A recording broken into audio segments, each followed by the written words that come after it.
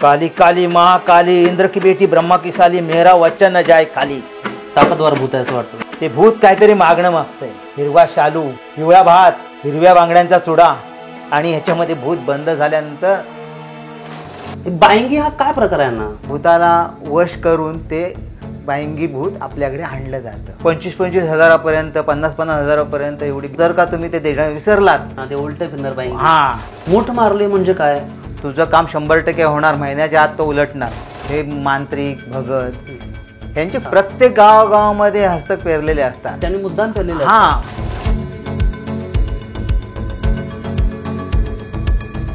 तुमच्या अंगात आता भूत आलेलं आहे. हा, बायंगी आहे, करणी आहे, मूठ मारणे आहे, चाडी आहे आणि काय काय नाव आहेत. लाल फडक्यातून बांधून देतात.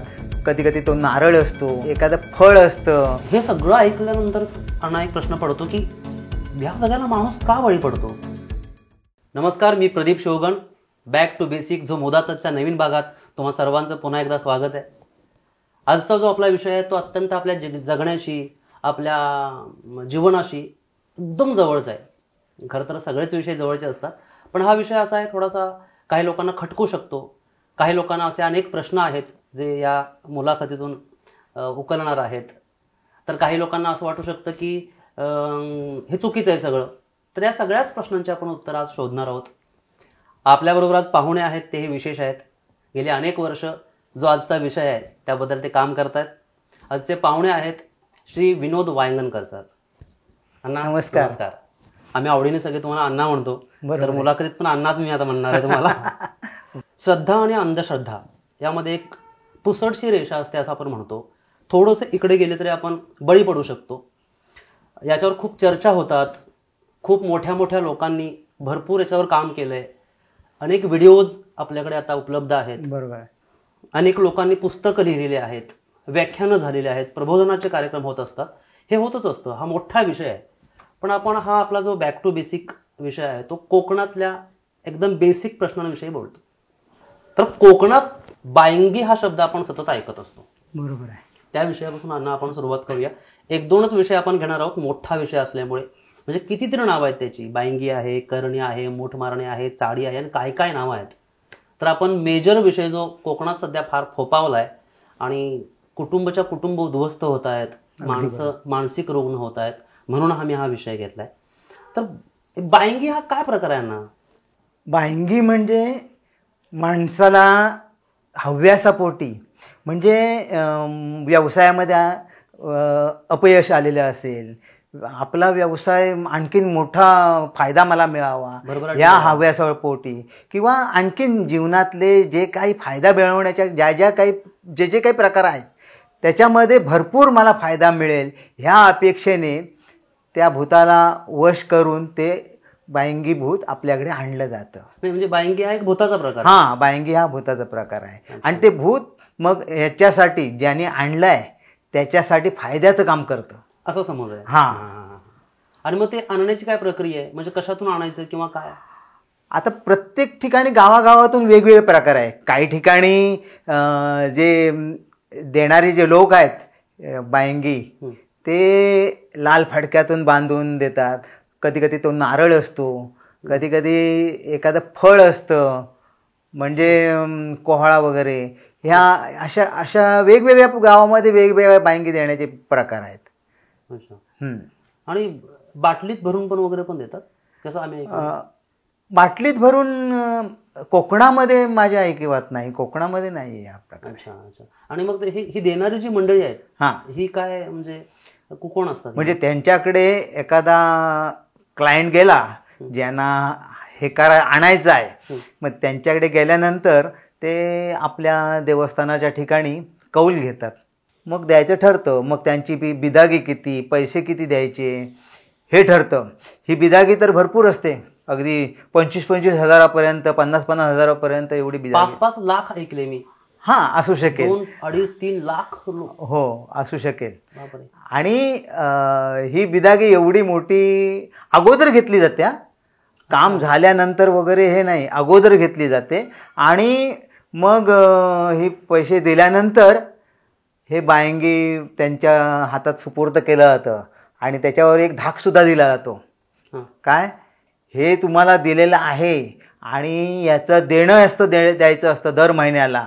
म्हणजे काय नैवेद्य वगैरे असतो? हा, जे काय जे ठरवून भूत द्यायचं? आणलेलं आहे त्या भूताला काहीतरी परतावा द्यायचा असतो, देणं द्यायचं असतं. आता हे देणं वगैरे हे जास्त खर्चिक नसतं.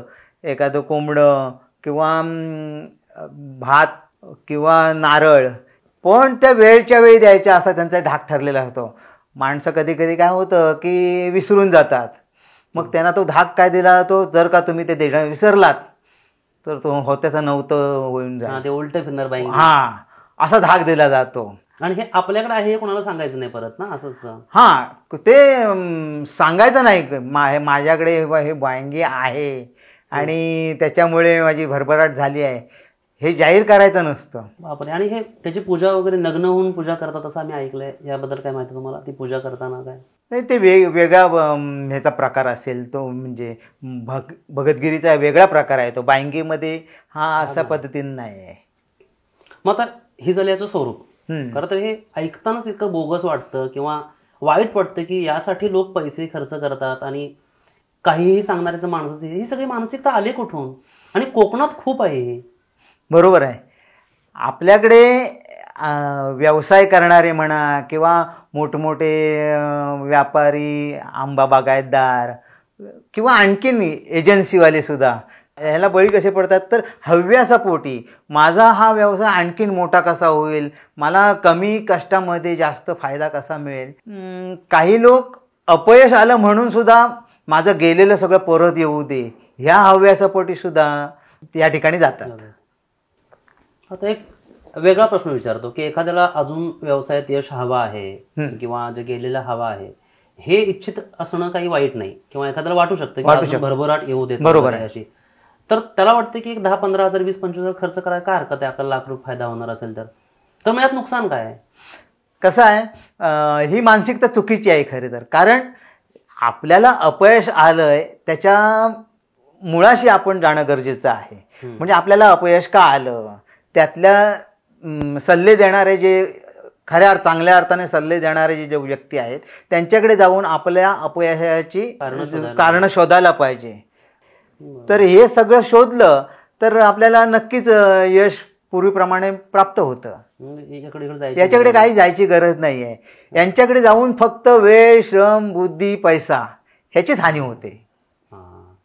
आता बायंगी हा प्रकार देणारी जी मंडळी असतात, यांना हे लोक शोधत जातात घेणारे, की त्यांची काही प्रसिद्धी करण्याची माध्यम आहेत? या बायंगी देणारे जे लोक आहेत, हे मांत्रिक, भगत, यांचे खूप हस्तक पेरलेले असतात. हस्तक प्रत्येक गावागावामध्ये हस्तक पेरलेले असतात. त्यांनी मुद्दाम पेरलेले. आता कसं आहे, एका ठिकाणी एक क्लायंट गेला की मग तो सुचवतो, मी गेलो आहे असं सांगत नाही, परंतु अमक्या अमक्या ठिकाणी गेलास तर तुझं काम होऊन जाईल असं सांगतो. आणि एका ठिकाणी गेलेला क्लायंट अपयशी आला तर तो कुठे बोबाटा करत नाही. हे यातलं फार वाईट आहे.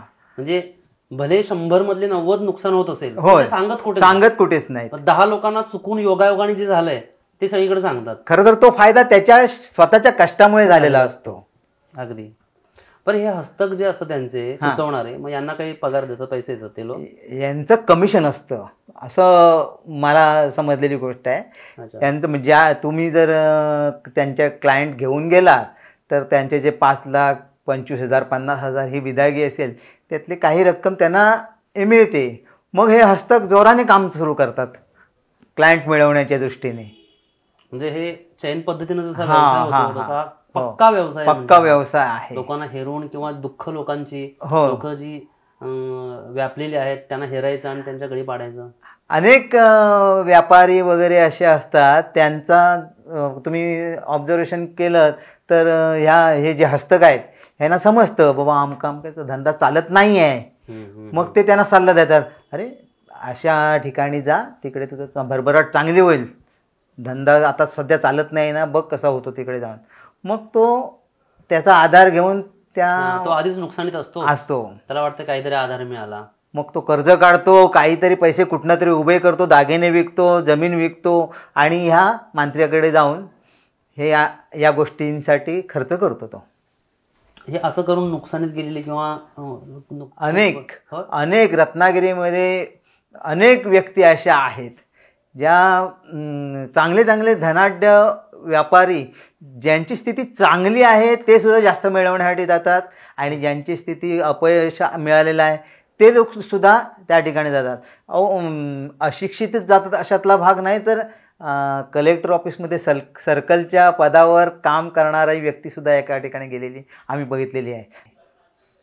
आंबा बागायतदार मला एक करार करायचा आहे, ज्या ठिकाणी आता मी कराराला जातो आहे, ते करारा 60 लाखाला माझी बाग मला मिळाली पाहिजे, मग ती कमी किमतीला कशी मिळेल ह्याच्यासाठी सुद्धा या ठिकाणी उलट आहे. म्हणजे मग त्यांनी 60 सांगितले तर आपल्याला कमीत मिळावे याच्यासाठी सुद्धा म्हणजे काय छोटं मोठं सगळ्या गोष्टींसाठी.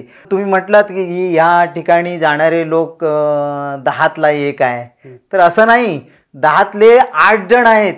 अगदी बरोबर आहे. मी असं तुम्हाला म्हणणारच होतो की गप्पा मारताना आपण बोललो तसं की 10तला 1 माणूस तर याला बळी पडलाय, तसं नाहीये. हे प्रमाण मोठं आहे. बापरे. आणि काय असं का होत असेल पण? म्हणजे एकदम अशिक्षित माणूस पण जातो आणि जो आधीच धनाढ्य आहे तोही जातो, म्हणजे हव्यासच. बरोबर आहे. काय झालंय, सध्या जगण्याची पद्धत बदललेली आहे माणसाची आणि स्पर्धा लागलेली आहे. माझ्याकडे एखादी फॉर्च्युनर गाडी आली किंवा दुसऱ्याकडे फॉर्च्युनर गाडी आली की माझ्याकडे दुसरी कुठची त्याच्यापेक्षा फार कुठची गाडी येईल.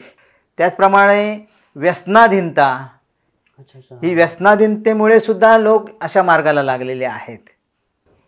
म्हणजे बायंगी हा बोगस किंवा खोटा प्रकार आहे असं काही अस्तित्वात नाही, असं जाहीरपणे म्हणायला हरकत नाही. हो, नक्कीच. तो एक भास निर्माण केला जातो आणि या भासाला हे क्लायंट बळी पडतात. प्रत्यक्षात ही गोष्ट काल्पनिक आहे असं कुठलंच अस्तित्वात नाही आहे. जो काही फायदा होतो तो त्याच्या कष्टामुळे होतो आणि नुकसान होतं तर त्याच्या चुकीमुळे होतं. म्हणजे लोकांना आयतं हवंय खरं तर या सगळं, त्यासाठी विना कष्टाचं पाहिजे. आता हा बायंगी मुद्दाम घेतला कारण तो आपल्याकडे फेमस आहे म्हणून महाराष्ट्रात वेगवेगळे नावं असतील, तर असे अजून कुठले करणी किंवा असे काही प्रकार आहेत जिकडे हे लोक वेड्यासारखे जात आहेत आणि नुकसान करून घेत आहेत? अनेक प्रकार आहेत भगतगिरीचे. करणी, मूठ मारणे. आपल्याकडे मूठ मारणे हा प्रकार भरपूर आहे, फेमस आहे. फेमस. आता त्याच्या पाठीमागची कारणं समजायला लागली आहेत, परंतु पूर्वी असं व्हायचं, एखाद्याला रात्री अपरात्री कधीतरी अटॅक आला किंवा अल्सर असेल आणि त्याला उलटी झाली रक्ताची की त्याला समज होता की याच्यावर कोणीतरी मूठ मारली आहे. मूठ मारली म्हणजे काय? म्हणजे मूठ मारणे त्याच्यावरती म्हणजे एक ग्राहक जातो त्या भक्ताकडे आणि त्या भक्ताला सांगतो माझा असा दुश्मन आहे आणि त्याला महिन्याच्या आत खलास करून टाक. अच्छा, म्हणजे मूठ मारणं म्हणजे ठार मारणं अगदी. तो भगत असतो, तो सांगतो तुझं काम 100% होणार, महिन्याच्या आत तो उलटणार म्हणजे मरून जाणार. आणि त्याच्यासाठी लिंबूला टाचण्या वगैरे मारून ते दाखवलं जातं आणि टाचण्या मारलेलं लिंबू ते पुरून वगैरे टाकलं जातं. अशा प्रकारे तो सांगतो मी तुमचं काम केलेलं आहे. आणि जर का योगायोगाने म्हणा तो माणूस त्याचा दुश्मन जो असेल तो जर काही त्याला आजारपण आलं तर इकडे सगळ्यांचा समज होऊन जातो की ह्याच्यावर मूठ मारलेली आहे आणि ज्याने हे प्रकार केलेले असतात तो खुश होतो. तर असे हा मूठ मारण्याचा प्रकार होता. परंतु आता रात्री अपरात्री अटॅक येणे वगैरे किंवा रक्ताची उलटी होणे याच्या पाठीमागची कारणं लोकांनी शोधली विज्ञानाच्या साहाय्यानं. त्याच्यामुळे तो प्रकार जरा आता मागे पडत चाललाय मूठ मारणे. परंतु करणी वगैरे हे जे प्रकार आहेत हे सर्रास चालू आहे. एखाद्याचं नुकसान करायचं जाणीवपूर्वक त्यासाठी करणे वापरायचं, दुसरं काही नाही. ही काय मानसिकता आहे ना की याचं नुकसान करण्यासाठी एका माणसाला भेटायचं, त्या माणसाकडून काहीतरी खोटं काहीतरी घ्यायचं, तो माणूस सांगतोही तसं. मानसिकता बदलली आहे. चुकीच्या पद्धतीनं विचार करतो, दुसऱ्याचं वाईट करून माझं चांगलं कसं होईल असा विचार करतो. पण तो असं कधीच शक्य नाही आहे. आपण जेव्हा चांगलं काम करणार तेव्हाच आपल्याला फायदा होणार आहे. ही जी भगत मंडळी जी आहे ती करणे करणारी किंवा अगदी म्हणजे मी पुढे जाईन काही आजारी असतील लोक किंवा जखमा झालेल्या असतील किंवा काही अजून शारीरिक त्याला व्याधी असेल, प्रॉब्लेम असेल, तर त्यासाठीही ते भरवाण किंवा आणि असं उल्पा काढणे वगैरे असे शब्द असणारे काही काही प्रकार आहेत. तर हे म्हणजे ह्याचं प्रबोधन कसं करायचं? याचं प्रबोधन म्हणजे आता गावागावातून असे हे प्रकार होतात, त्याला कारण काय आहे? अशिक्षितपणा, त्याच्यामुळे होतं. परंतु आता गावागावातून सुद्धा शासनामार्फत आशा सेविका वगैरे ज्या आहेत, ह्या प्रत्येक घरामधून जाऊन त्यांच्या घरामध्ये कोण आजारी आहे वगैरे हे तपासणी केली जाते.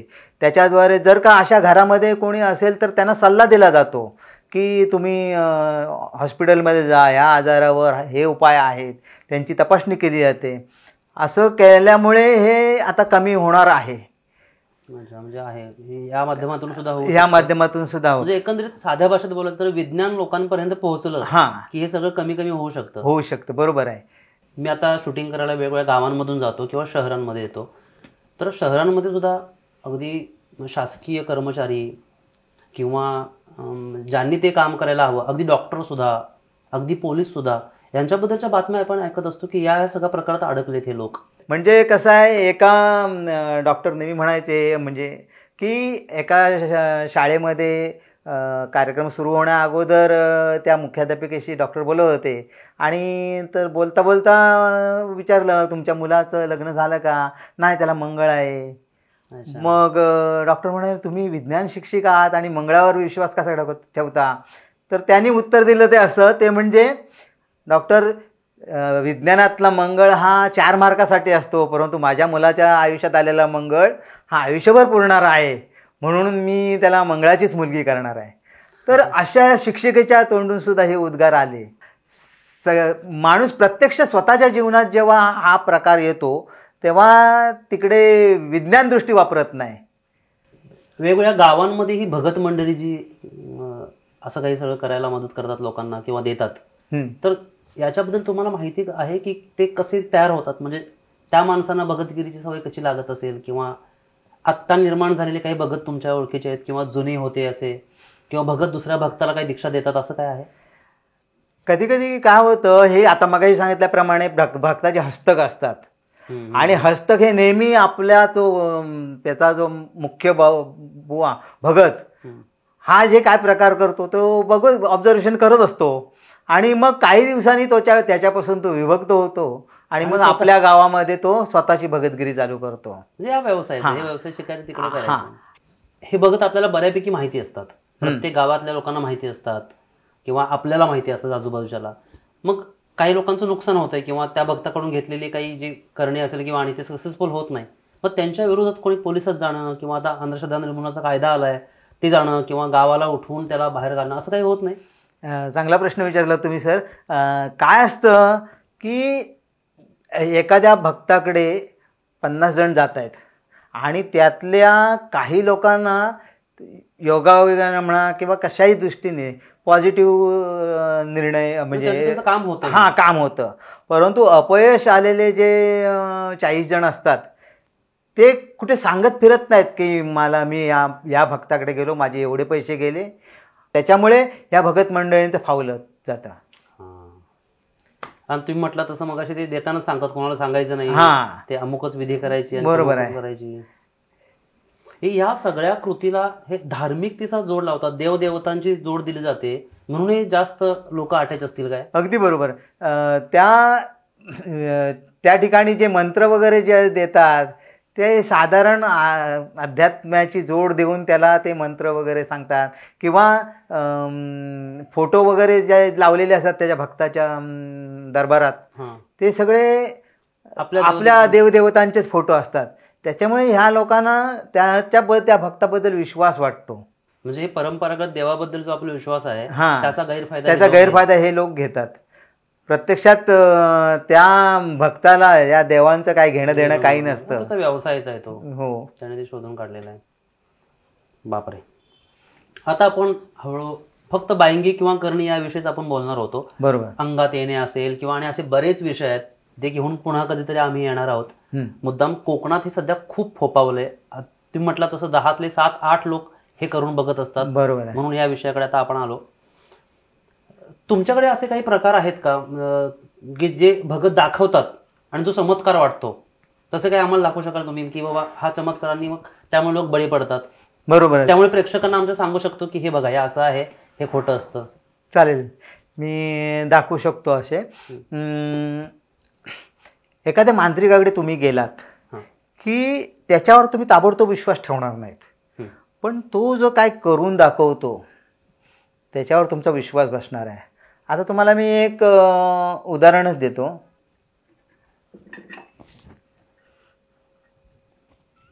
हे मी प्रत्यक्ष दाखवतो तुम्हाला आता काय होतं ते.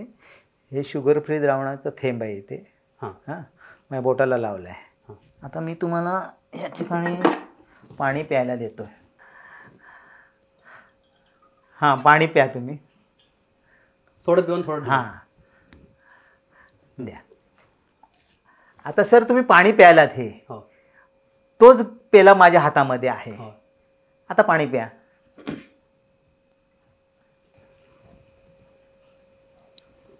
अरे हे गोड आहे एकदम, म्हणजे साखर घातल्याचं वाटतं आत्ताच. हां, हे भगत हेच करतात. आत्ता तुम्हाला पाणी प्यायला दिलं ते नेहमीच्या पाण्यासारखं होतं, परंतु ताबडतोब तोच पेला माझ्या हातामध्ये होता आणि ताबडतोब पाणी प्यायला दिलं ते पाणी गोड झालं. म्हणजे माझ्यामध्ये अशी दैवी शक्ती आहे की मी कुठलाही पदार्थाला गोड करू शकतो. तर हे कसं केलं मग? तुम्हाला माहिती आहे का शुगर फ्री द्रावण, शुगर फ्री लिक्विड मिळतं, सॅक्रिन. सॅक्रिनचं द्रावण असतं, त्या द्रावणामध्ये मी बोट बुडवलेलं होतं. आधीपासूनच बुडवून ठेवलं? हां, बुडवलेलं होतं. मी तुम्हाला पाणी तुमच्याकडून जेव्हा पाणी घेतलं तेव्हा मी एक बोट बुडवलेलं होतं आणि ते परत तुम्हाला पाणी प्यायला दिलं. परंतु ह्या बाबा बुवा यांच्या दरबारामध्ये काय असतं, मंद लाईट असतो, सुमधुर संगीत असतं, लाइटिंग असते आणि अगरबत्तीचा वास असतो. म्हणजे माणूस आपली पंचेंद्रिय जी असतात त्यातली निम्मी इंद्रिय उद्दीपित होतात आणि तेव्हा आपण हे सगळं निरीक्षण तर्क अनुमान वगैरे या गोष्टी, तर त्यांनी विज्ञानाचा योग्य वापर केला. मग मगाशी म्हटलं त्याप्रमाणे आधुनिकतेचा हल्ली भक्ताने अंगीकारलेला आहे आणि त्याच्यामुळे आपल्याला हे तो जे करेल ते खरं वाटत जातं आणि तुम्हाला पाणी गोड लागलं अचानक, म्हणजे या बाबाच्या अंगामध्ये कुठली तरी शक्ती आहे, दैवी शक्ती आहे असं वाटलं जातं. आणि त्याच्यानंतर जो काही सांगेल बाबा, किती पैसे मागेल तेवढे तुम्ही द्यायला तयार होता. आता हे पाण्याचं दाखवलं तुम्ही चव, आता प्रेक्षकांना आमच्या ते दिसणार नाही. आपण सांगाल असं दृश्यात्मक काय आहे? दृश्यात्मक आहे की आता एखाद्या माणसाच्या किंवा एखाद्या बाईच्या अंगामध्ये भूत असेल, ते भूत अंगामधलं भूत मी या तांब्याच्या गडूमध्ये बंद करणार आहे असं बाबा सांगतो. आणि हा त्रिशूळ आहे, या त्रिशूळाच्या साह्यानं ह्याच्यामध्ये मी भूत बंद करणार आहे. आता हा भूत बंद झालं की असा गडू वर उचलला जातो बघा.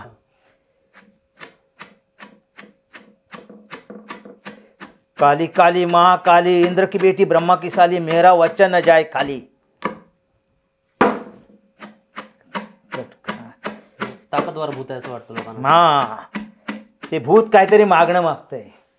हिरवा शालू, पिवळा भात, हिरव्या बांगड्यांचा चुडा, हे सगळं मागणं मागतंय. तेव्हा ते सगळं साहित्य आम्ही वेशीवर नेऊन ठेवणार आहे आणि ह्याच्यामध्ये भूत बंद झाल्यानंतर त्या मानेवरचं भूत याच्यामध्ये बंद झालेलं आहे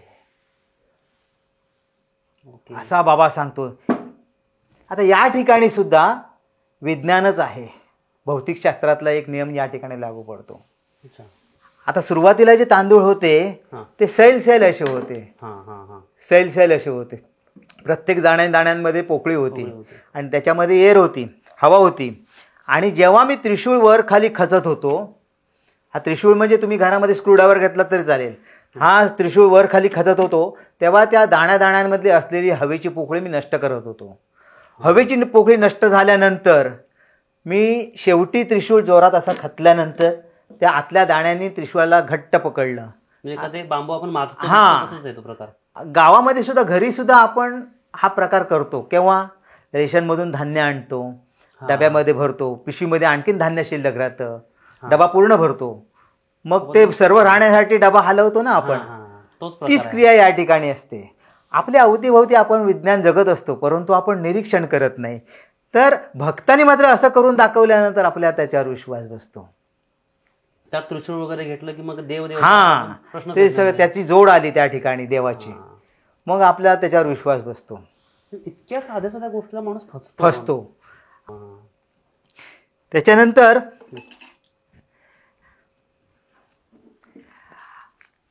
माणसाच्या अंगात येतं. हो हो हो. आता अंगात काय येतं, तर आपल्याकडे अंगात जास्त कोणाच्या येतं, स्त्रियांच्या अंगात येतं. आणि स्त्रियांच्या अंगात येतं याचं कारण त्यांना अनेक प्रकारचे ताणतणाव असतात.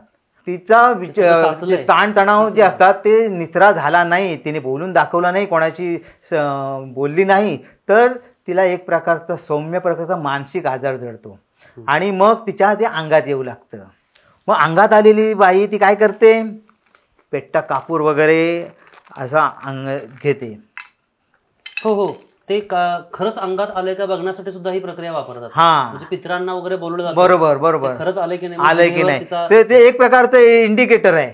हा, तर ते अशा प्रकारे अंगात आलेली व्यक्ती असते, ती पेट्टा कापूर खाऊन दाखवते तुम्हाला, म्हणजे आग खाल्ले तरी काय होत नाही.